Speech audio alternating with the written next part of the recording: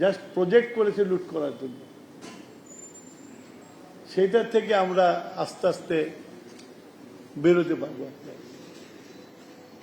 আপনাদের জানা উচিত যে বিগত সরকার এমন একটা প্রকল্প নেয় যে জনগণকে সেবা করার জন্য।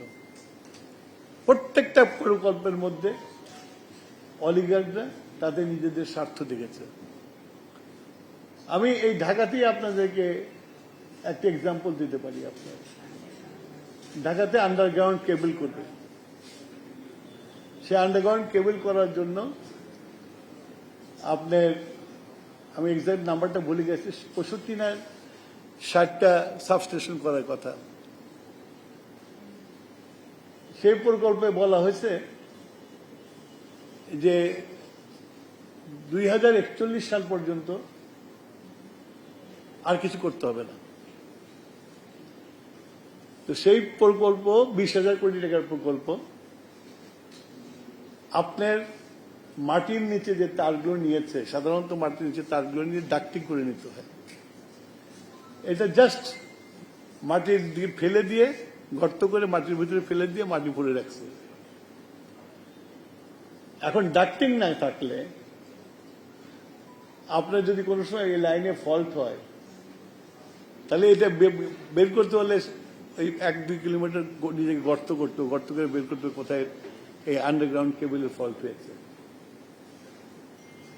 এই যে উচ্চবিলাসী, এই যে অপচয়ের যে প্রজেক্ট, তারপর এই প্রজেক্টের মধ্যে যে প্রজেক্টে ছিলই না কিছু, সেখানে তারা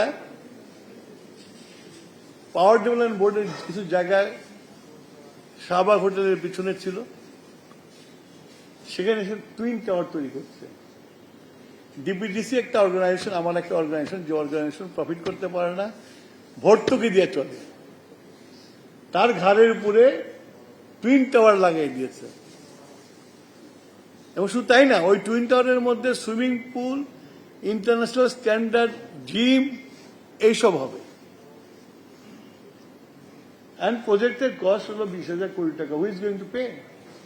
You, me? এই 20,000 কোটি টাকার প্রকল্প শেষ হয়ে গেছে, পেমেন্ট শেষ হয়ে গেছে, প্রকল্প শেষ হয়নি। এখন এই প্রকল্প শেষ করতে যে এক্সট্রা টাকা লাগে আমার কাছে প্রশ্ন যে অ্যাপে লাগে নাকি আমার টাকা আগে?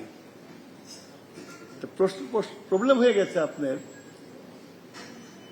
এখানে যে 60 না 65টা সাবস্টেশন ছিল, এমন জায়গায় সাবস্টেশন একটা ছিল, সেটাই করেছে। ওখানে জীবনে মানে বসতি হতে ডিমান্ড আসতে টাইম লাগবে। আর বলতেছে 41 সাল পর্যন্ত কিছু করা যাবে না। একটা সাবস্টেশনের লাইফ টাইম হচ্ছিল 20 বছর।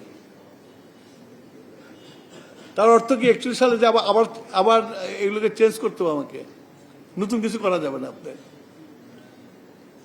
তো এইরকম প্রকল্পগুলো আমাদের ঘাড়ে এসে পড়েছে। এখন আমাদেরকে ডিসাইড করতে হবে, আই ক্যানট অ্যাবান্ডন দিস প্রকল্প, টাকা খরচ হয়ে গেছে, এখন আমাকে আবার টাকা ঢালতে হবে, ঢেলে রেখে শেষ করতে হবে। শেষ করলে বেনিফিট টু দ্য পিপুল কতখানি হবে আমার জানা নাই, but I have do it, I am compel. নাহলে তো আমার পুরোটাকে মার যায়।